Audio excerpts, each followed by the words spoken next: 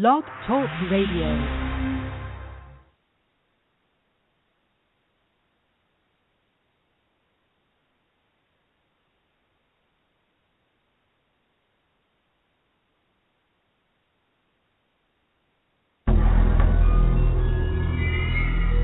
Does a monster roam the remote forest of North America? Some know it as Bigfoot.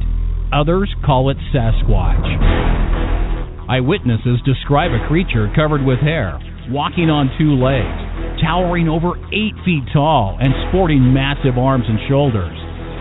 Join us as we examine the evidence, interview the eyewitnesses, and ponder the mystery on Sasquatch Watch Radio.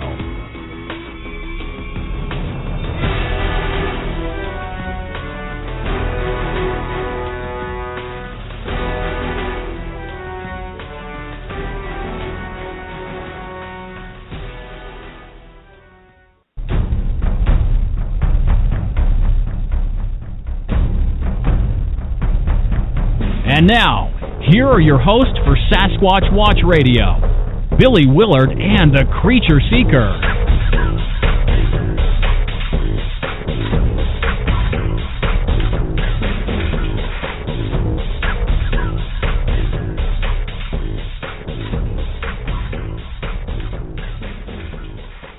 All right, welcome everyone to another episode of Sasquatch Watch Radio. Today is September 8th, 2015, and before we get started with our show, we always want to remind everyone to take a look at our sponsor being Audible.com. Audible.com, of course, is a website that you can go to and download your favorite audiobooks to listen to for your listening pleasure. They have over 180-some thousand different titles to choose from, so it doesn't hurt to check them out. And the way you can check them out is to get a free audiobook as well as a 30-day trial. You go to audibletrial.com/Sasquatch Watch Radio. Again, to get your 30-day free trial as well as your free audiobook download, go to audibletrial.com/Sasquatch Watch Radio. So I hope you guys will check them out. It's worth an examine, that's for sure. So without further ado, let's get our friend, the Creature Seeker, in the room. How are you doing tonight, Bruce? Billy, I'm doing better tonight than I did over the weekend. Well, well. So what happened over the weekend? It's kind of a loaded comment. Well, a friend of mine was in town and called me up and said, "Hey, let's get together." I hadn't seen her in a long time. So we went down to the beach, and there was this, old style arcade there. And you know what skee ball is, Billy? Yes, skee ball is. Yeah. Mm-hmm. So yep. These balls about the size of a softball. You roll it up the ramp, and the goal is to try and get the ball in these circles, right? So the top circle is like 50 points. The circle underneath that's 40, 30, 20. And if you totally miss, right, you at least get 10 points, right? Gotcha. So I'm like, I used to be pretty good at this when I was a kid. So I put in a quarter, you get 9 balls. Really, I wasn't doing well by any measure, by any standard. So the minimum number of points you get is like 90 points, right? If you totally miss it. I was scoring like 110, 120. Occasionally I'd get 140. So, it was a little embarrassing. But then the worst thing, then this family came in, and then there's like 4 little kids, like ages like 5 to 7, and they were incredible. So they're like, they're rolling like, the first off the bat, these kids are rolling like 220, 280. One kid's like 310, right? And here I am, I'm just rolling like, like these measly, 130s, 110s, 120. So, needless to say, it was kind of embarrassing, but they were actually looking down on me, Billy, because my score was not very good. So I was determined to beat this kid's high score. But there was this like stuffed animal, and I wanted to win it for my friend. You know, it's kind of like a memento of her visit. So, you know, I'm really trying hard, Billy. And, you know, I spent now for a quarter you get 9 balls, right? Right. So after spending like $75, I only had like 220 points. Like 220 tickets. Bruce, why would you spend $75? Billy, it was the whole thing. I wanted to win this stuffed animal for my friend. So you should have just went and bought one.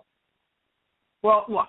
So I take my tickets up to the counter, and I was like, I want that stuffed animal, right? And the guy behind the counter, he looks at me, and he goes, that stuffed animal's 1,500 tickets. He was like, you can have what's in this case. And Billy, my choices were, I could get these plastic handcuffs that obviously didn't work. And there was a plastic back scratcher that looks like it was so flimsy it would have busted. You couldn't even scratch like the wart on the toad's back end with it. All right, it was so flimsy. And Bill, you know what? I wanted the rubber snake, but I couldn't even get that. So because I was like 20 tickets short of getting a rubber snake. Well, for $75, you could have went and bought about a dozen of each of those items.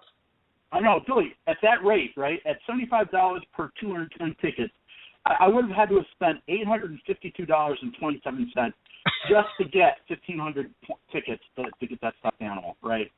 So anyway, it gets worse. So I couldn't decide what to get, and they have a box up there, and the guy was like, you know what? We have a box here if you just want to donate your tickets. And I'm like, for what? And the guy was like, well, sometimes kids come up to the counter and they want to buy stuff with their tickets, but they don't have enough tickets, so we just reach into the box and we supplement their tickets with this, with these donations. So I was like, all right, fine. So I donate my tickets, but then I started thinking, what are we teaching kids, Billy? We're already teaching kids to live outside their means. When I was a kid, right? You played the games, took all the tickets you had, you brought up the counter, and then you could see what you could afford, right? If there's something you wanted and you couldn't afford it, there was, kids have a very special mechanism. You know what it's called, Billy? It's called being bummed out. You were bummed out for like 10 seconds, and then you got what you could afford. You got like a rubber ball or something like that. And, it was like still a good day. Like your life wasn't ruined. But now we got like this welfare box for kids now. Can you believe that? Anyway, I did donate my tickets, and my friend, she felt good about that. So anyway, there's that. But when I got home that night, I actually went online, and I found this guy. He's a 2-time national skee ball champion. He's got a website. He's called Joey the Cat, and he's got some tips on his website. I might just contact him for some private lessons. So unreal. That was my weekend, Billy. Well, I had my Bruce moment today. Oh, what happened? Well, I had to go to the doctor because the doctor had put me on this new blood pressure medication. So after, you take it for the first 30 days, they kind of want to check up on you, make sure everything's okay and that kind of thing. So I go up and I go into the doctor, and I sit there and I wait, and it takes him a while before he finally comes in. And, they check my blood pressure. Blood pressure's all in normal limits for the first time in I don't know how many years. And, he's pretty happy about it.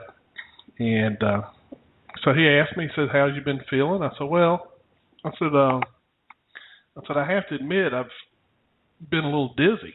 I told him, I said, I got up one morning and felt like I was having a little bit of vertigo, so I went to see the ear, nose, and throat guy. And he checked me out, said everything was okay, and asked me about my potassium levels and stuff like that because of the medication I was on. And I told him, I said, so he told me to come back and tell you about that, and maybe you should check that out. So as we're going on into the conversation, he's talking about, how he said, he was really happy because I'd lost another 6 pounds since the last time he saw me. So, I've lost over 30 pounds in the past few months. So he was happy about that. And then he says, but listen, he goes, I still want you to lose some more weight. I was like, okay. He goes, now listen, the last time we did a blood test for you, you're really borderline diabetic. I said, well, yeah, that's, I said, what do I do about that? He goes, well, listen, he goes, you're going to have to go on a low-carb diet. He goes, it's all nice and everything that you're doing, counting your calories and things like that. He says, but you really need to shoot for low-carb, he says, or preferably no carbs. He says, just so that you can drop the weight just a little bit faster. I was like, oh, okay, so... And then I had this light bulb come up, right? And it was that Bruce moment.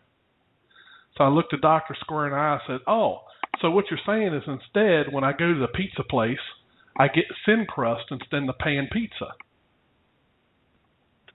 And he looked at me. He looked at me with no expression on his face. And of course I was laughing, but he wasn't laughing. He goes, and he did, seriously, he goes, no pizza, period. And of course, I was like, come on, man, Doc, come on. So I had to text Janine and said, I just had my Bruce moment in the doctor's office.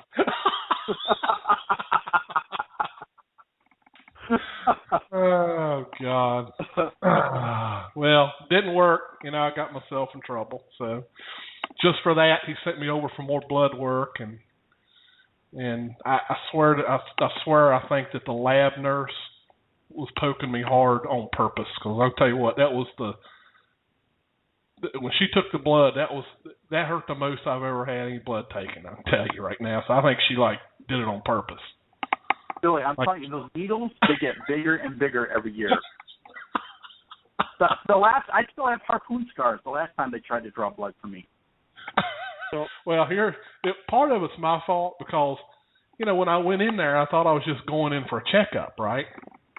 Yeah. And he didn't say nothing about blood work or anything. So, I'm assuming I'm just going in here for a checkup. Well, Bruce, I hadn't drank any water all morning.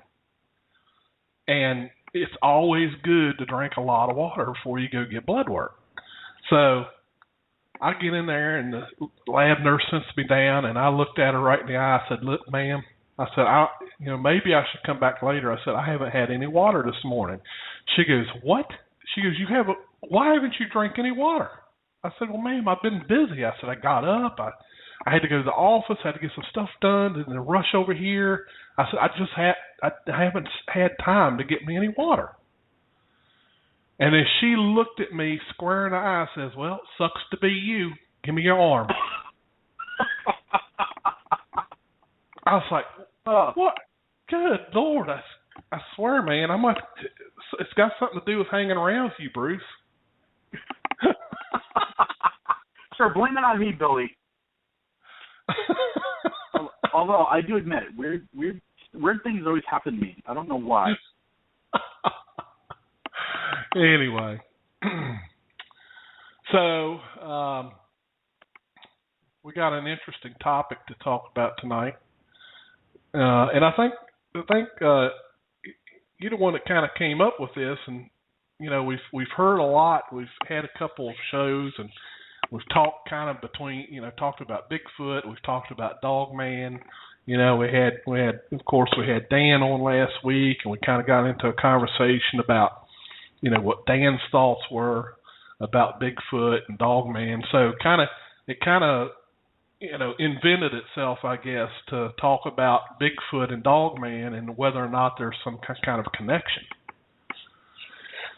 So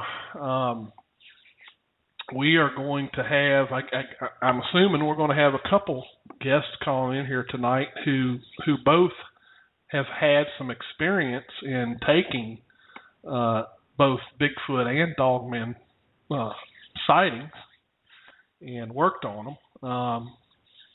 I haven't seen him key in yet, but we're gonna have Jody Cook coming on. And do you have anybody coming from your end, Bruce? Yeah. So Brian Teach will be calling in a little bit later, okay. Billy. Okay. So this topic, we have talked about Dogman before. We've had people on the show who have done a lot of research with the Dogman phenomena. Linda Godfrey. Jody's been on the show talking about it. Dan Baker mentioned it. So it's sort of, we've been dancing around the issue, and so the question is, well, what exactly is this Dogman thing? Is this Dogman just a misidentification? Were people actually seeing something else and misidentified it as a Dogman? Could they have been seeing Bigfoot, misidentified it as a Dogman? I just don't know where the Dogman fits in the evolutionary, schedule. Did the Dogman appear like 1,000 years ago? There's no. I don't know. It seems like this Dogman thing just sort of came up. Now, interestingly enough, there are some, I believe, Native American traditions. I think the Inuits talk about a creature, but I could be wrong about this, but I think they think of it more as a spirit rather than an actual live, flesh and blood creature. So, okay. What is the Dogman? People swear that they've seen a creature that's very hairy, stands upright on two legs, and they see a pronounced snout, a muzzle, and they see pointed ears. So, and people are adamant that they've seen this, that they know what they saw, and they're very sure about these features. So, I thought it'd be kind of an interesting topic to explore. And this is a call-in show, I believe. So, what exactly are we dealing with here? Right. Right. And it's just sort of, it's a huge question, and it's kind of weird because, you talk about Dogman, and it's so accepted now. But I remember a time, Billy, when if you were doing Bigfoot research, you might get a Dogman report, but you just kind of like, I'm going to put this report aside, because you didn't really know what to do with it. It didn't really fit into your Bigfoot research. If you're into cryptozoology, then maybe you could follow up on it. But there's probably even less evidence to support the existence of a Dogman creature than there is Bigfoot. So it's very, very scant evidence. So I don't know, Billy. What do you think? What do you think the Dogman is? Well, that's one thing I haven't done a lot of studying on, other than, some really quick stuff looking at what other researchers have talked about. So I don't know. It's almost like we almost have the same arguments for Bigfoot as we do Dogman as far as evidence is concerned. But people have obviously taken casts of very large, what appears to be canine prints that are, I guess, just as alleged as a Bigfoot print. I know there's been a lot of sightings, and I honestly don't have an opinion, or I can't tell you what we're dealing with. I don't know what we're dealing with. No different than I do Bigfoot. So, to me, I'm kind of game. I just have to hear what other folks say about it and what they think, because, I know nothing about the Dogman. I mean, I just simply don't.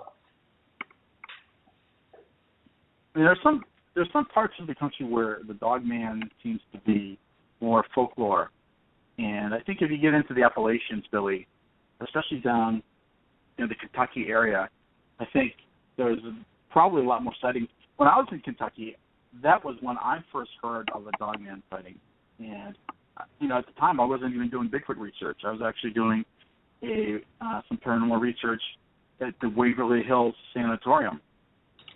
And one of the guys in our group, we were just, when you're ghost hunting, there are a lot of idle moments, like if you're Bigfoot researching over in Clearfield County, where you're like bored to death and nothing's going on. So he started telling me about, his experiences, and at the time I was like, well, yeah, obviously someone's been, getting a little bit too much hooch down there in Kentucky, because the whole idea of a Dogman, just really, it didn't make sense to me. It didn't seem like there was a lot of evidence to support it, just anecdotal, people with had sightings or whatever.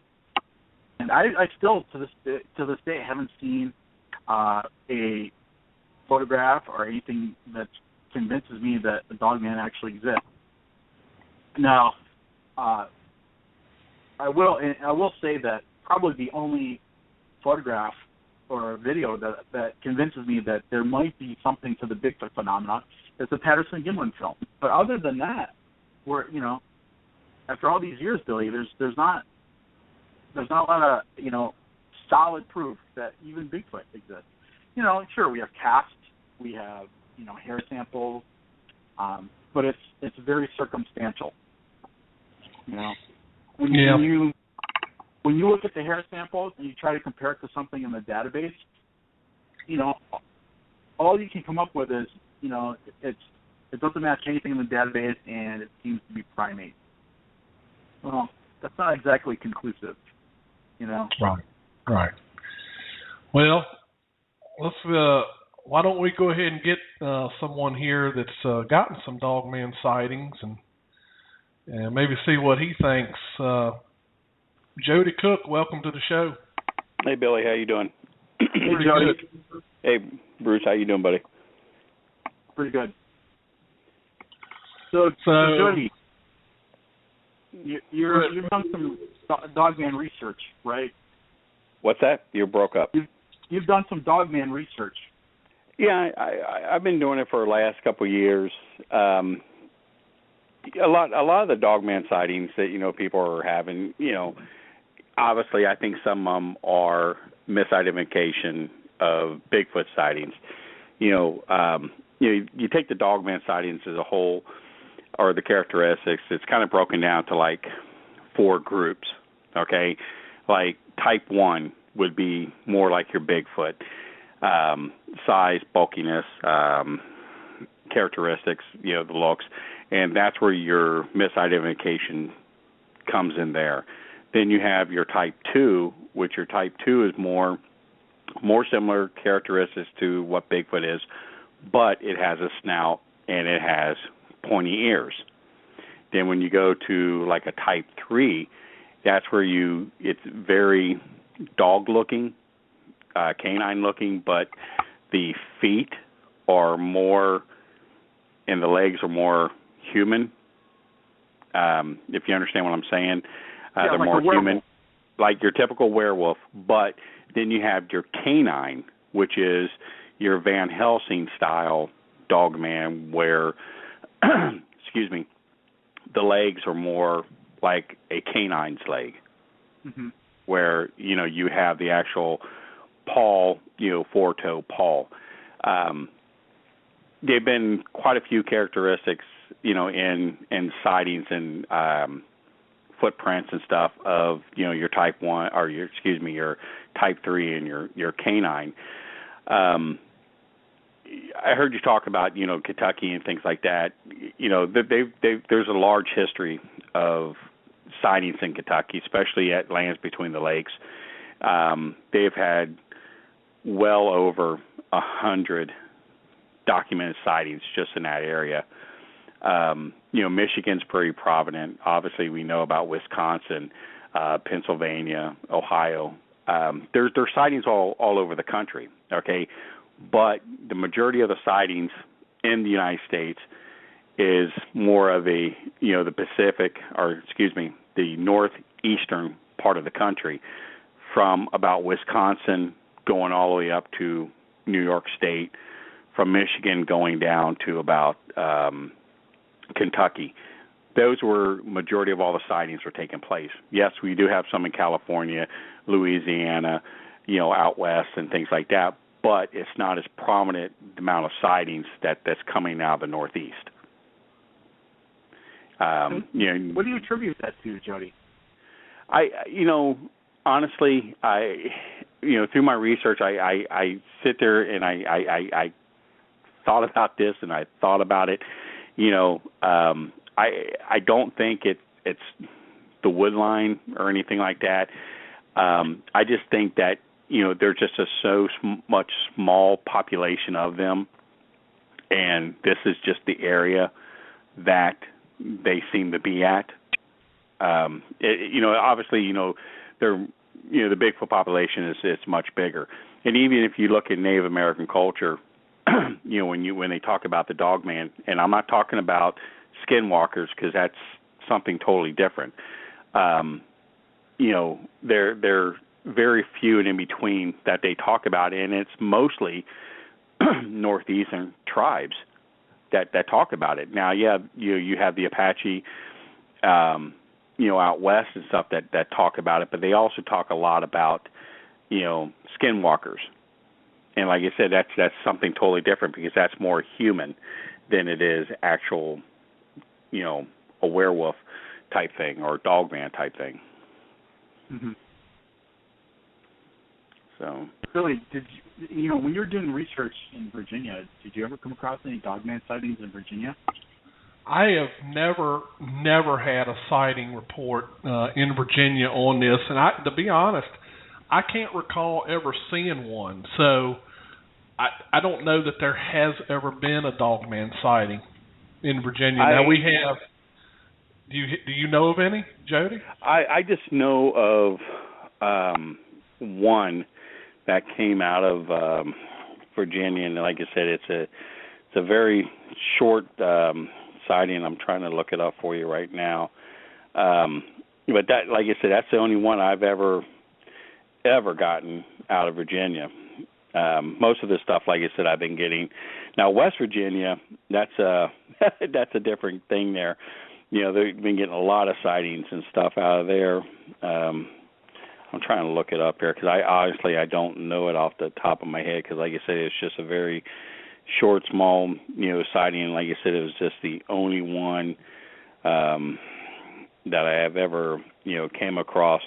But like I said, majority of all the sightings that I'm getting are taking place Michigan, Ohio, Pennsylvania, coming up through Wisconsin. That's where it seems to be the majority of, a lot of the stuff that I'm getting. Can you tell us about the latest Dogman sighting in Ohio? The latest one has actually been in Germantown, Ohio. There've been quite a few sightings in this area. What's going on, with my investigation going on there, and Adam Davey, is a researcher up there. We both have found carcasses of dogs, large dogs, carcasses of cows that's been taken into an area, and you can obviously see they've been eaten on because of you can see bite marks on the remains of the bones and stuff. And the farmers in that area, they take it very serious. I mean, they all get together and patrol each other's farms. They definitely know that there's something there. The DNR actually came in and took up a lot of the land where a lot of the sightings are taking place, and they've been putting signs up saying this is now a controlled area and you can't go in there. And they definitely know that that there's definitely something there. But just like you said, just recently, we got a Google image. We did, Google Earth of an area, and we got something very large walking through a field. Is it a Dogman? It's hard saying, but it's awfully big. Where it's going through this field here. Just had recently another sighting of one where a farmer was going out to his barn, and this thing had a chicken in its mouth. And at first he thought it was a coyote until it stood up on both legs and ran, hopped over the fence, put its arm out, and hopped over the fence and took off. On two legs until it got to one point, it was able to get on all fours. And the guy just his whole thing was he just to him it was a dog, but this dog was able to run on its hind legs. And he described it being about 7.5 feet, extremely muscular dog. One thing he did say about it was that the hands, the front paws, the fingers were much larger. They were longer. It still looked like a paw, but it was very human-looking, compared to a dog's paw. So I thought that was kind of interesting in on that sighting. Jody, where does the Dogman fall in the evolutionary, tree? I'll be honest with you. I don't know. I personally believe, and I've talked to Linda Goffrey about this. That this thing it's a canine species. It somehow it evolved to where it's able to walk on two legs. Run on two legs, stand erect. But I don't think it's in, the evolution of like man or anything like that. It's somewhere within, the evolution of dog, and that's the best guess. I mean, we don't know, and it's really hard saying because there's just not enough information, or if you want to say proof out there, other than, sightings, tracks, and, blurry pictures, they're just not enough to go by. And, I've got hair samples that I've, pulled out of, Daniel Boone National Forest, that I pulled out of Land Between the Lakes up in Akron. They were looked at, they known to be canine, but these things were, 6-7 feet off the ground and trees, so it's hard saying, honestly. But, the whole thing, if you want to think about it, human testimony, in this field, even ufology or, the paranormal, it only matters to people like us. Human testimony doesn't matter to the science. Human testimony is only good to prosecute someone in a court of law, but to say, that I saw a Bigfoot or I saw a Dogman, that's just not enough to go by. Hey, Bruce, we got a couple people hanging on the line. Okay. Let me get this first one is at area code 724 and then 777. You're on the air. How you doing, Bruce and Billy? Jody? Oh, hey, Brian. Hey, it's that guy from Pennsylvania. Hey, how about that guy from Ohio? Yeah. Go Steelers, Jody. Yeah, Bengals. So Brian has done some research. He's had some Dogman reports, and he even did a field trip, if you want to call that, to investigate the Shenango Dog Boy incident. Brian, do you want to tell us a little about the Shenango Dog Boy incident, what that sighting, what happened there? Yes, that was up in Mercer County, up around the Shenango Lake area. The episode was actually even done on Monsters and Mysteries. Basically, there was in the late 60s this it was similar, almost like a dog-like creature that was. It actually ran and it attacked, grabbed one of the eyewitnesses who we ended up talking with, tried to drag her down the road. But through some actual other research, we believe we're starting to lean towards now maybe that was actually just a young, maybe a deformed boy with hypertrichosis, which is commonly called, it's like a werewolf syndrome type thing. Where they just grow hair excessive hair all over their body, right? Yes, and but this boy, we believe he was a little malformed. He had his hands were sort of had like sort of hoofs on them.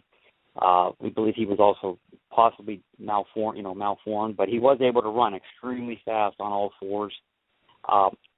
Just recently, we've come across some other information that possibly this young boy, the Shenango Valley area, and went up to Erie, Pennsylvania, where they had they called it the Erie Wolf Boy, and it was about 10 years later.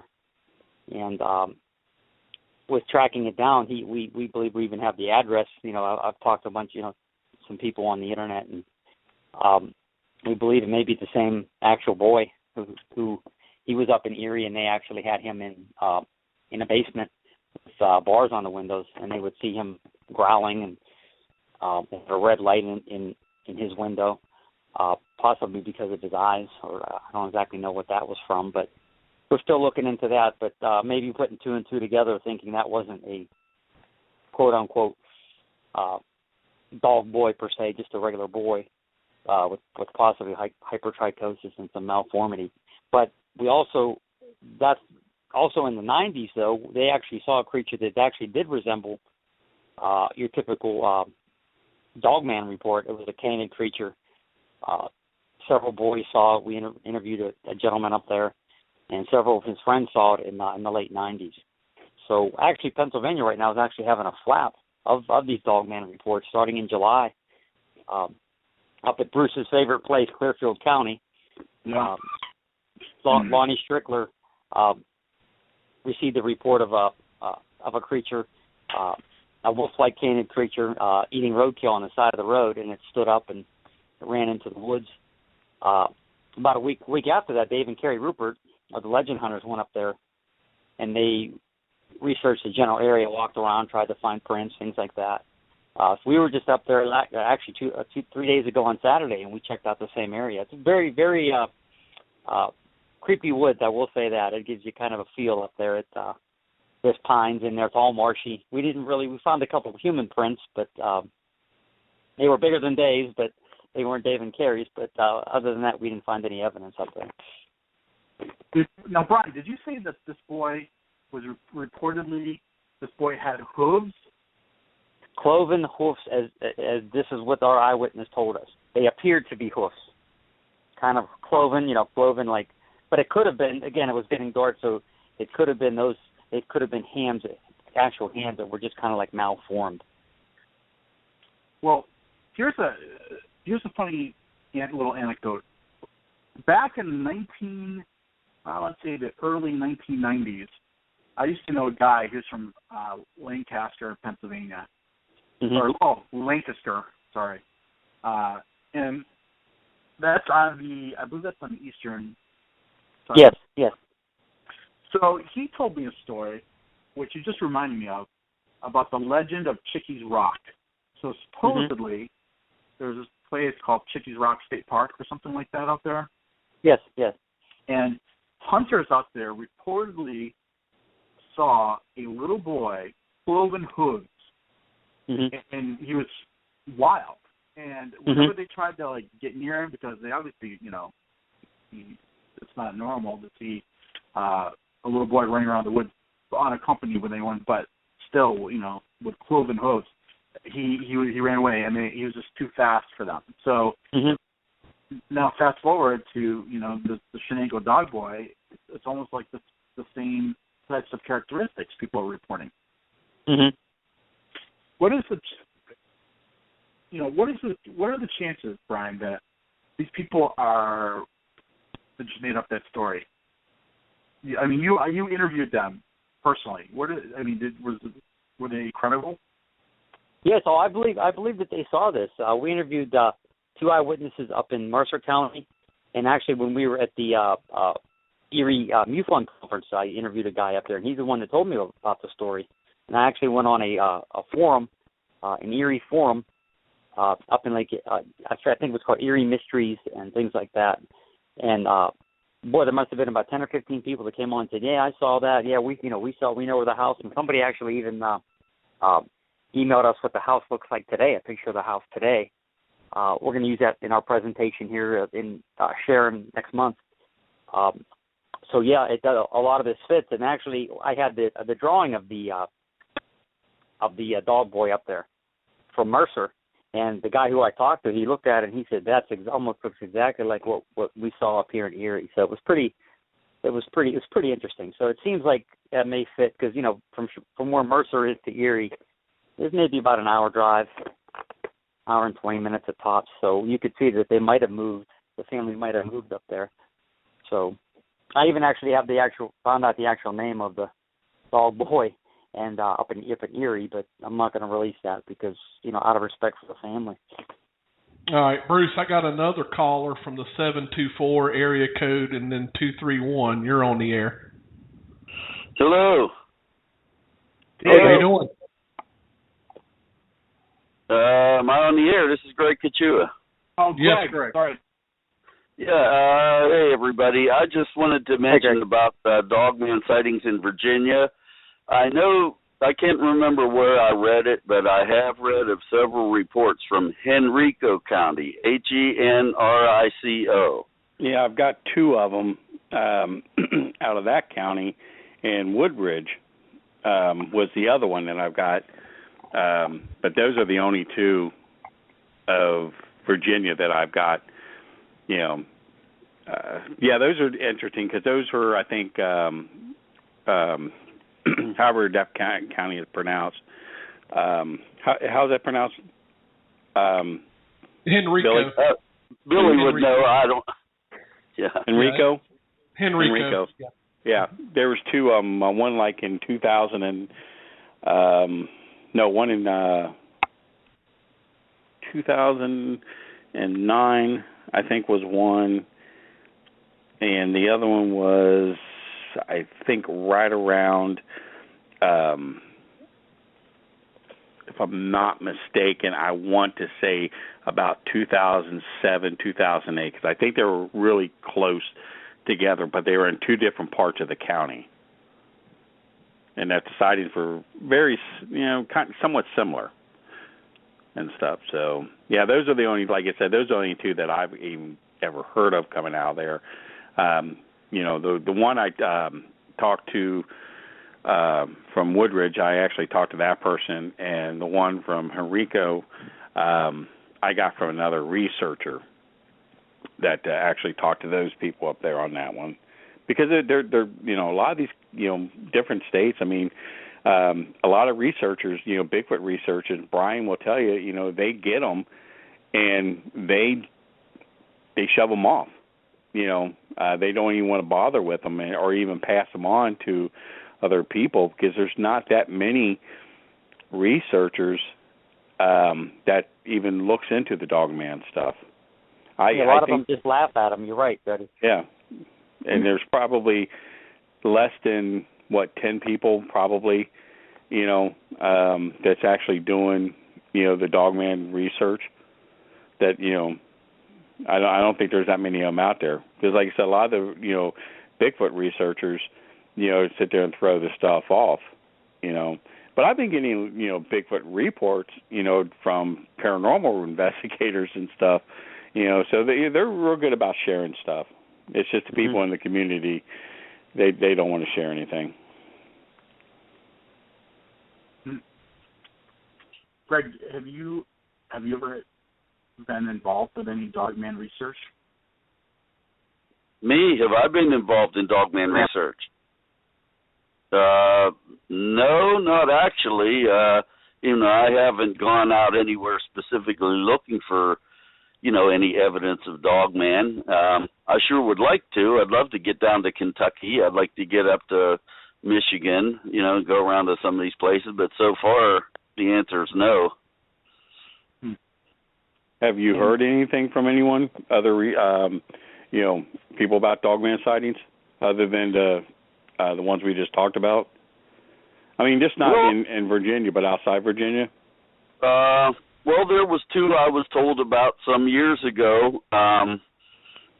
Supposedly there was a guy up on somewhere near Belmont, Pennsylvania, which is kind of east of Pittsburgh. It's north of Greensburg, east of Pittsburgh, and I was told this some years ago that this guy who was driving along the road at night, and he was coming up near like a fenced-in electrical substation with transformers, and he saw something by the side of the road. It was big, dark, like hunched over. It seemed like it was eating roadkill, and supposedly it when he got up closer and his headlights illuminated, it jumped up, and it was the classic description of a dog man. This was supposed to have happened back in the early 80s, and it jumped up and ran up into the woods on two legs, and that was the last he ever saw of it. The other story that I was told would have happened up near New Alexandria, up where near Homer City, where it's kind of like around the edge, the end of the northern end of the Chestnut Ridge, where Route 22, when it was still two-lane back in the 70s, it used to, it crossed the Chestnut Ridge up there, and this guy was driving up the mountain on the two-lane Route 22. Since then, it's been modified, and it's a four-lane, and the speed limit's much faster. But at that time, it was a 45-mile-an-hour speed limit, and he noticed this thing running alongside of his car, and supposedly it was looking at him and kind of smiling at him. And that was the report from Dave Dragosin. We've been trying to get in touch with that guy, and so far no luck. Mm-hmm. I definitely want to talk with him. Yeah, both of those reports were told to me by Dave Dragosin. Mm-hmm. And they happened to two different people that he had told me that they were both members of the Pennsylvania Bigfoot Society. Obviously the Pennsylvania Bigfoot Society didn't exist when they had their sightings, but ultimately both people became members. And that's where I heard both accounts. And those are the only ones that I've heard of in Pennsylvania, other than the more recent ones, the Shenango Valley and all of that. All right, let me break in here and get this other caller on the line. Caller from the 814 area code. You're on the air. Hello, how's everybody doing? Good. Hey, Dave. Hi. And Carrie, how you doing? Good. How are you? Good. Well, anyway, I thought I'd hop in and give you my 2 cents. All right. You don't want it, Dave. Jeez. Well, we've been working, not like Jody and Brian and of course Linda. We haven't been working on this as long as them, of course, but we've been kind of just jumping on the bandwagon here because of recent reports popping out of our area, up in the Clearfield County area, where the one that Brian told you about just recently happened in July of this year, and about a year ago, another report came in about a dog man. It was almost in the same area. I'd say it was only about, as a crow flies, probably about 5-6 miles away from the last one, and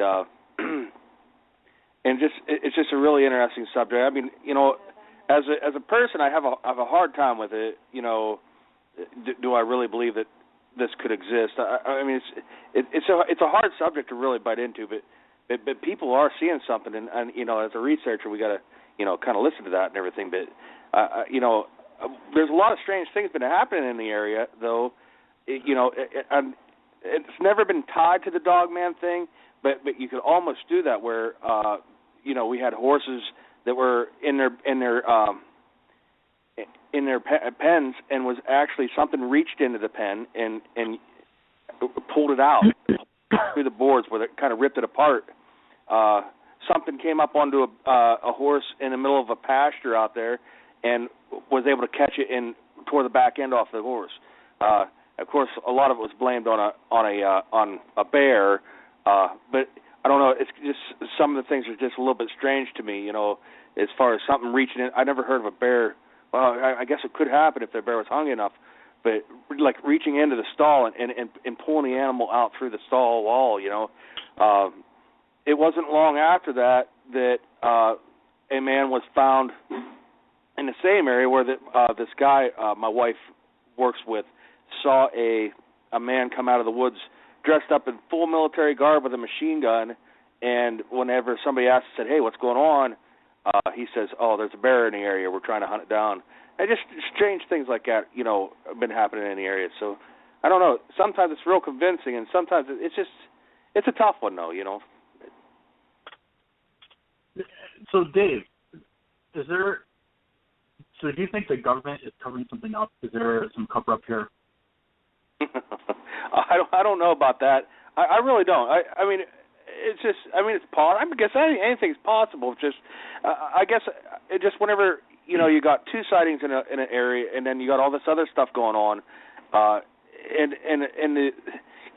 these kind of things with like the horses and stuff typically don't even get tied up with any kind of like Bigfoot reports or anything like that. But something reaching in and just tearing it apart kind of makes you wonder. They could be. I don't think a government guy is going to tell you he's hunting for a werewolf if you actually encountered it. Well, let me tell you about this with my input. We had a sighting in Butler County, but it was back in early part of the summer, and this thing came into this guy's farm area, took two ponies, literally ripped the head off of one of them, but he took it into a field and killed them, and went to attack the two larger ponies, horses that were in there. And I mean, I've got photographs of the horses and everything, what this thing did. And the farmer, when I talked to him, he said when the sheriff's department came out, the sheriff's department called the DNR, and the DNR came out, and he said they were large canine tracks that was inside the corral. You can see them.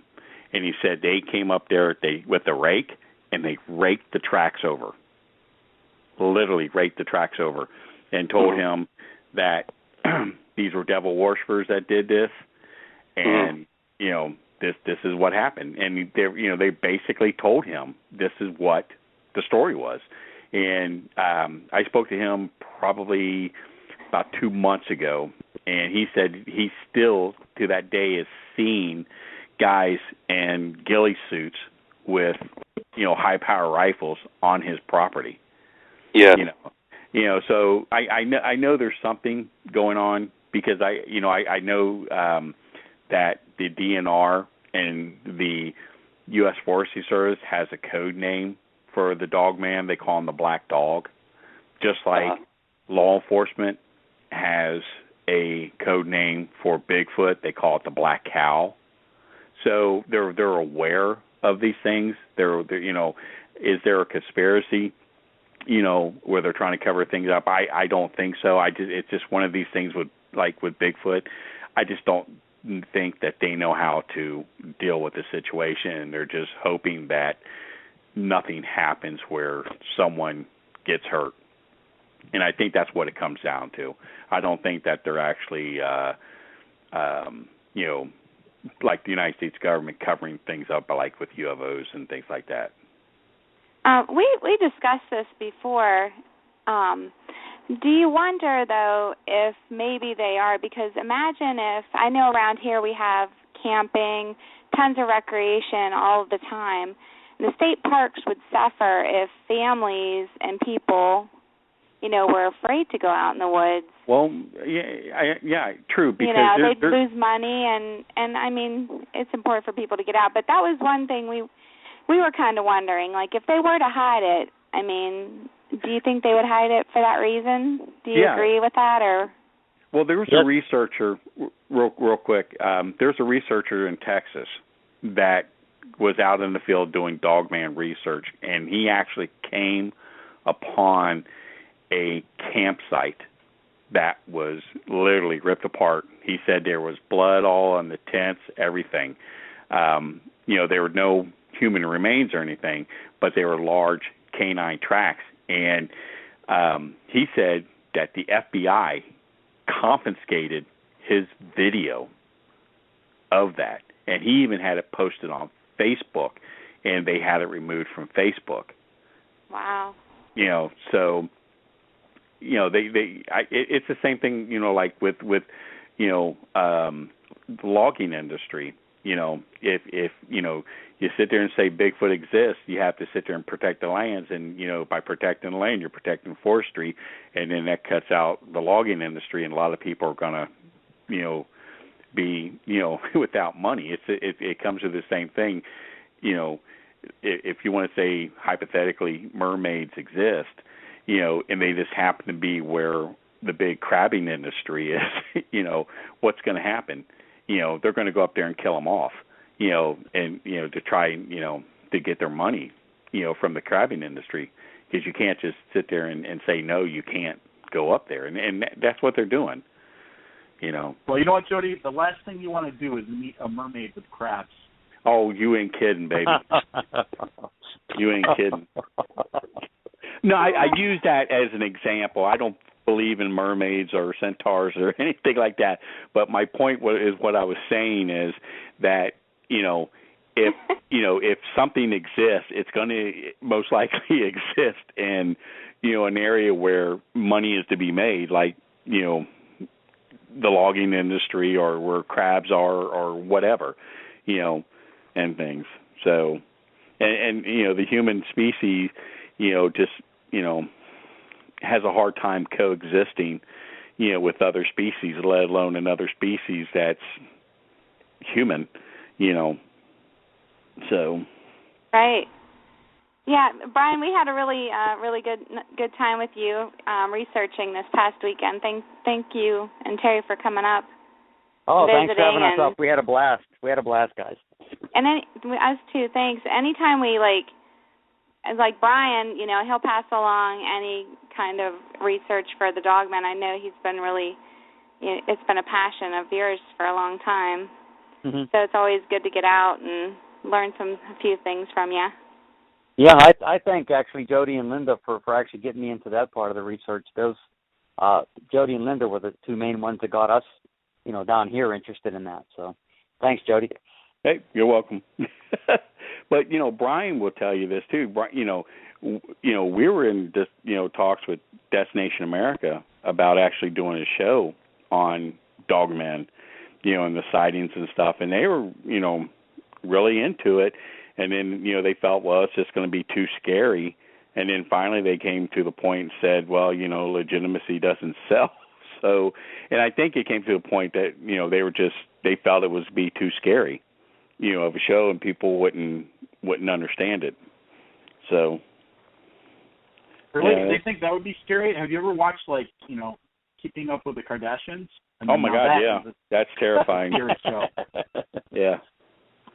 Yeah. Hear the bejesus out of me. So let me ask you guys something, okay?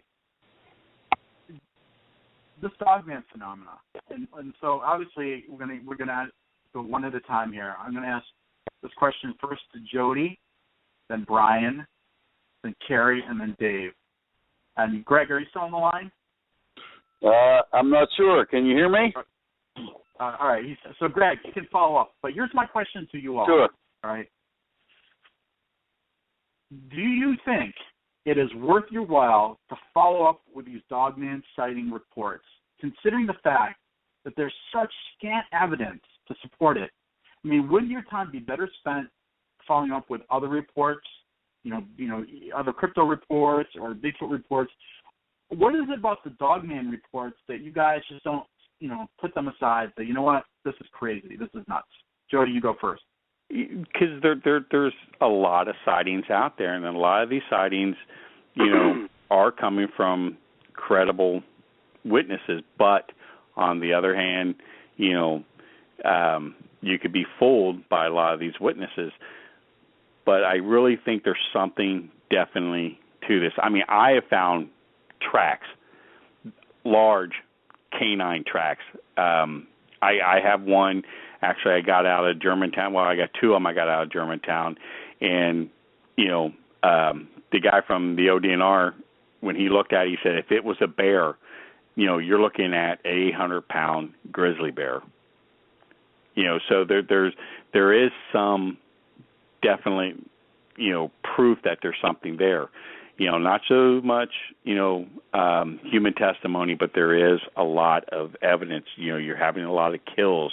You're having a lot of tracks. So I truly believe that there's something to it. And no, I wouldn't want to, honestly, there's nothing else I would want to do than this. I really enjoy doing this. Okay. Brian? Well, I kind of agree with Jody. Being a cryptozoological group, we research all unknown animal sightings. So we don't get a lot of them either. So, we don't get a lot of sightings that we can actually investigate. But when we do try. Hey, what better excuse to get out in the woods and go out with people like Dave and Carrie, and it's been fun. We have not found any physical evidence yet. Jody has found some possible tracks. We haven't, but it's not going to stop us from not doing it. I do believe somebody has to do it. If there is anything to it, somebody's got to check it out. Why not us here and Dave and Jody? Why not? Oh, yeah. Okay, Carrie? I think it's important as far as looking into anything that's a possibility when you're a researcher. And like with CCS, there's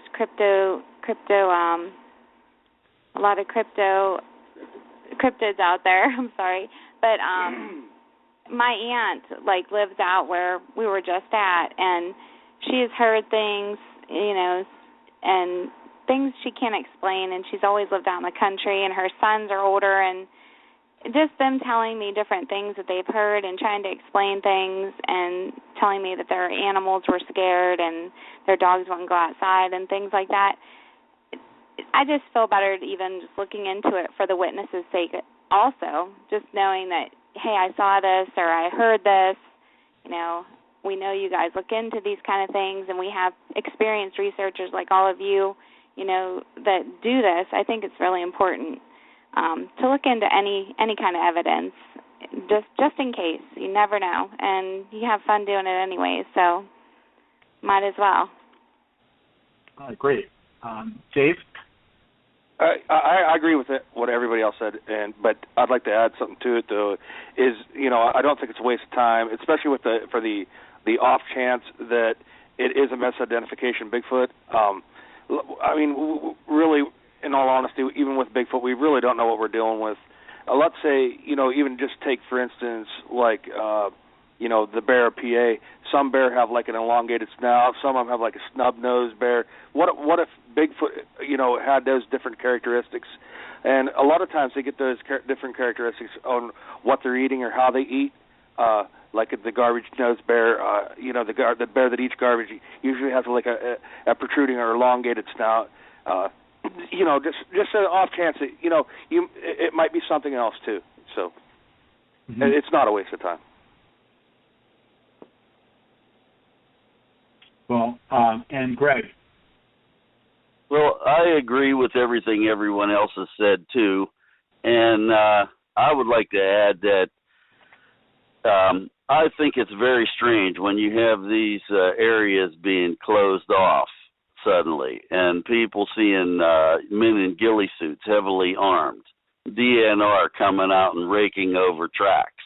I mean, that's very, very suspicious. To me, that's almost a validation that these things do exist and they know about them. I mean, that's very strange behavior, in my opinion. I don't think it's a waste of time at all. I don't feel that I've been interviewing people long enough to trust my own instincts that, whether a person's a credible witness or not. But, if it was determined by somebody that's more experienced than me that a person has a credible sighting, I sure would go out and investigate it. I wouldn't go out alone. I would go with probably no less than 3 people, and I would definitely go armed. With a .454? At least. At least. Well, I think you would go armed no matter what, Greg. You're definitely a prepared individual. I don't go to my mailbox unarmed.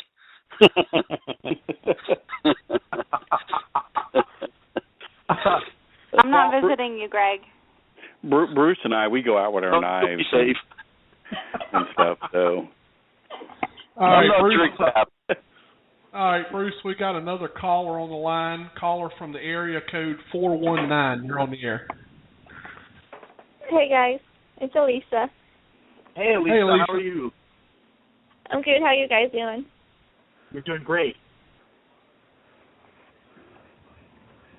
So, Elisa, did you want to weigh in on this debate about the Dogman, phenomena?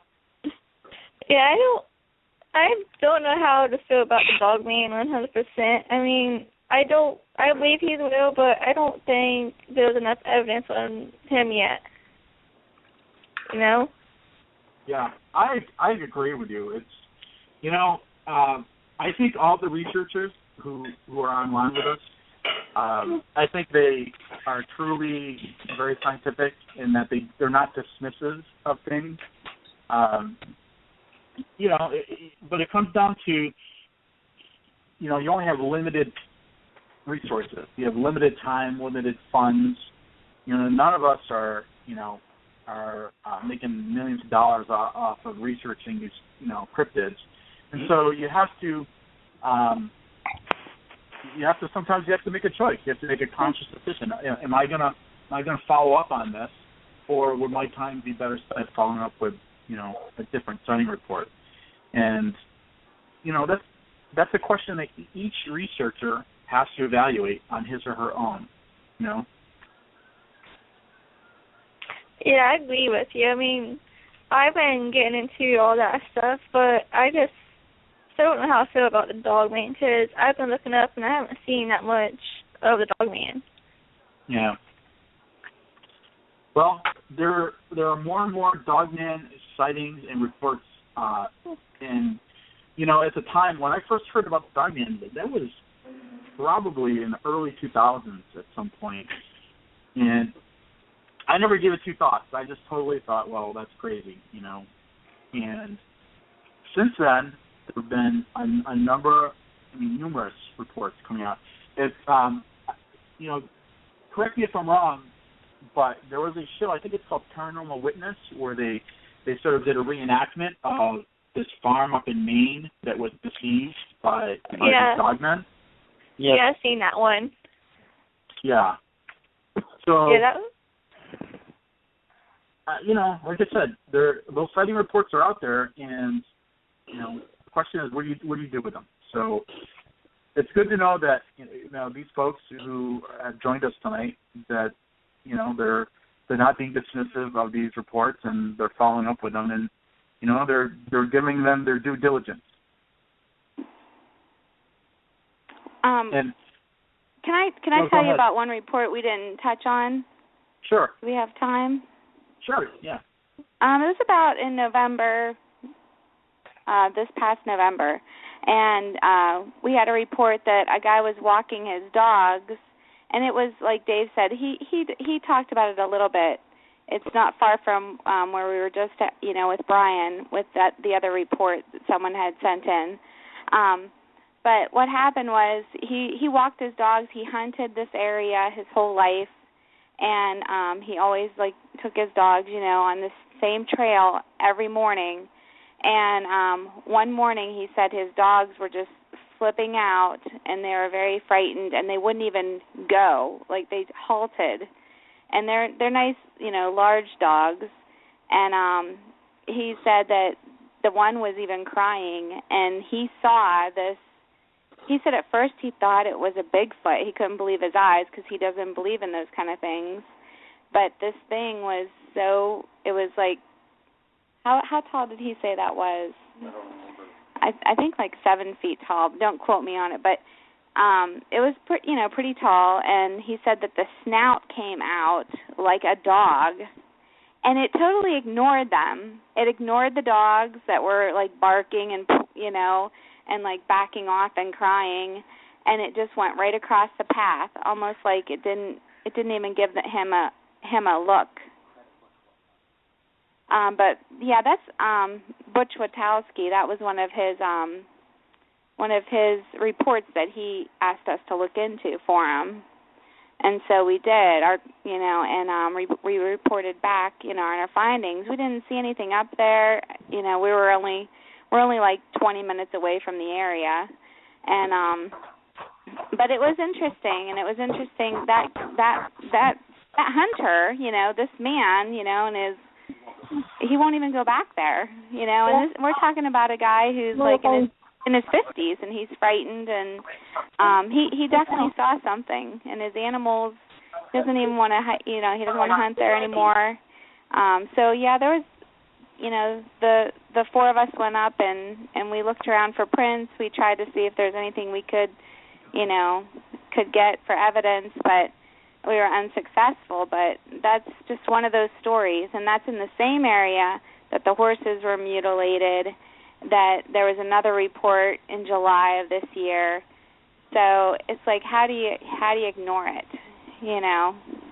Well, so do we know for a fact that someone analyzed the remains of those horses and determined that it, in fact, was not a bear?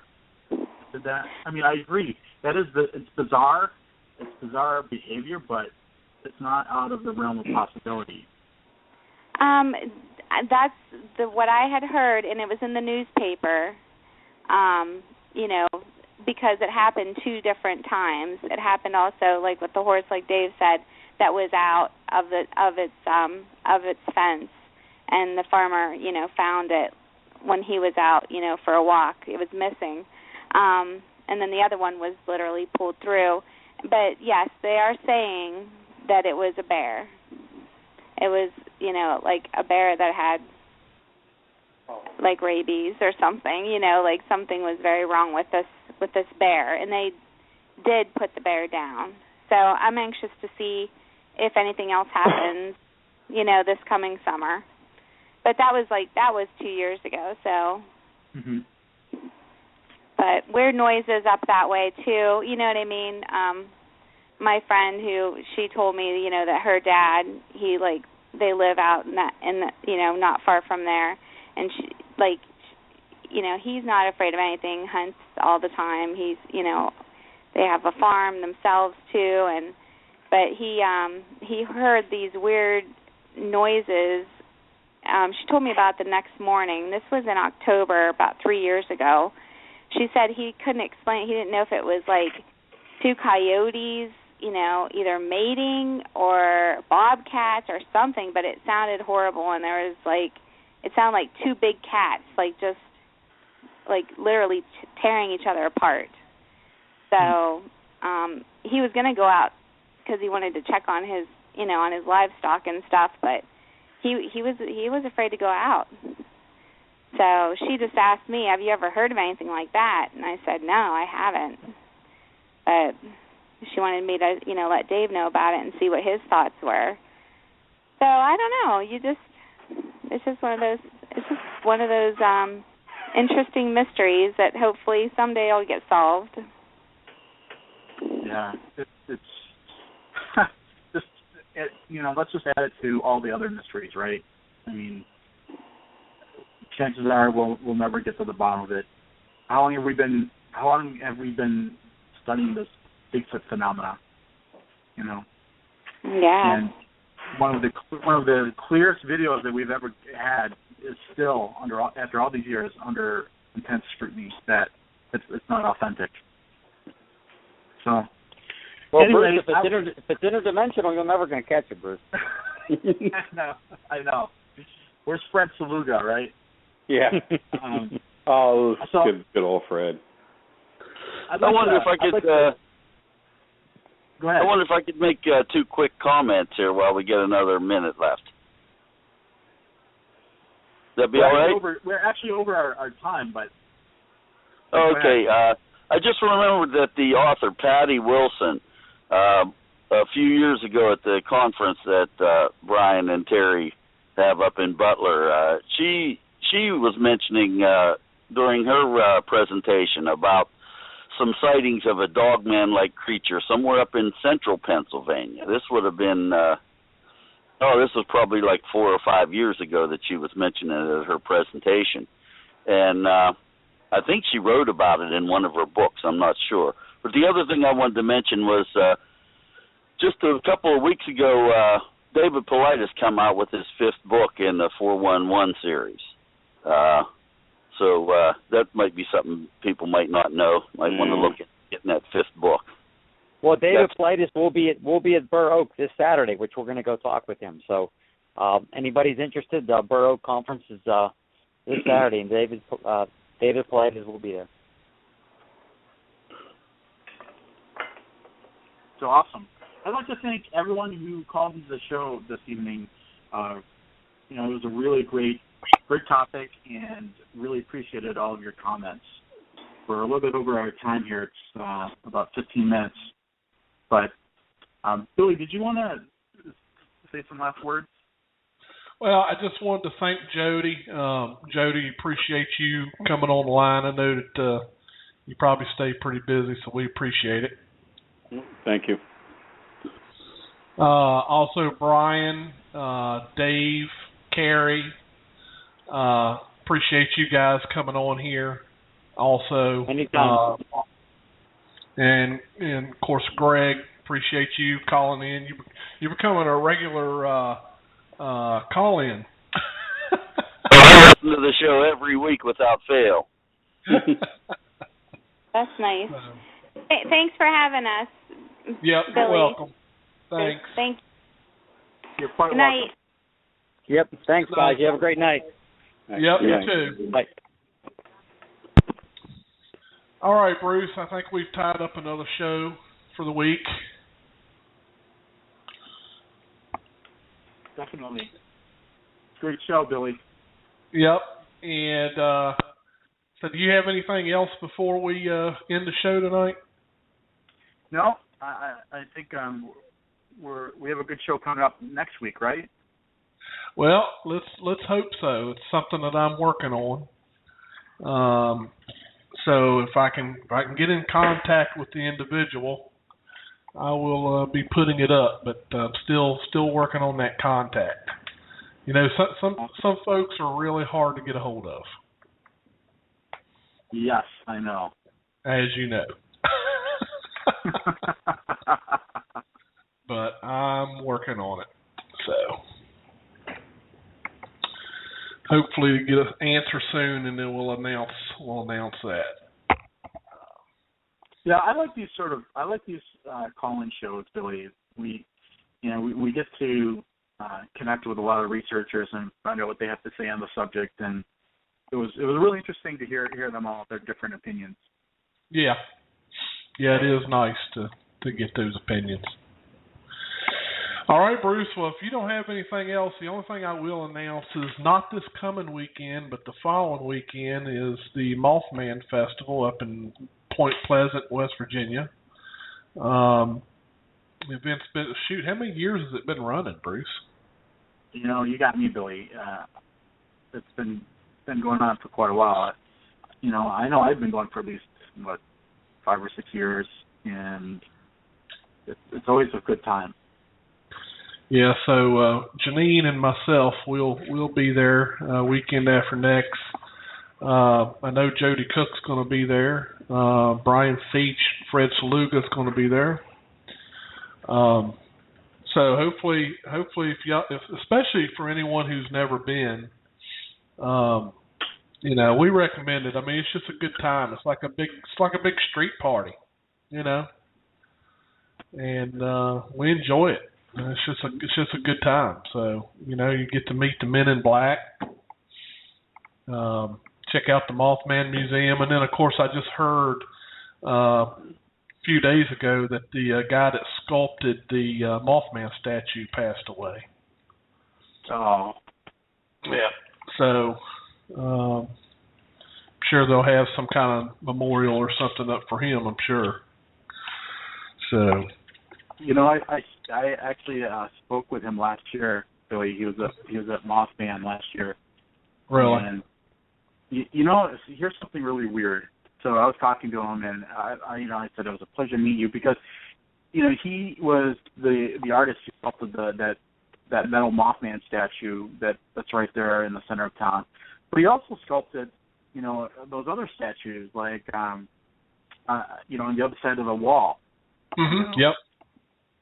And he's very, very talented. But so I said, he was selling these little miniature Mothman statues. So, I purchased one. So I said, this is really great. I hope to see you next year. And he said, this will be my last year. Wow. I didn't really think anything about it, but right. I think he probably knew. Yeah. Yeah. Well, we all get to that point, I have a feeling that you kind of know. You get to a point in your life where sometimes I think if you get to where you lose your will to live, and you can kind of turn the off switch on. Yeah. So. Well, that's he will be dearly missed. He was a great guy. I just knew him to be a really generous, kind-hearted, person, and I wish I could have known him longer, but he will definitely be missed. Yep, that's for sure. All right, well, we want to thank everyone for being in the chat room tonight. We had well over in the mid-20s in the chat room, so that was great. Love seeing you guys in there every single week. Thanks for everyone who called in. We had several people listening in on the phone lines, so we appreciate each and every one of you guys. So until next Tuesday at 9 p.m. Eastern, we hope you guys have a great rest of the week, a great upcoming weekend, and we will see you next Tuesday at 9 p.m. Eastern. Good night, everybody. Good night, everyone.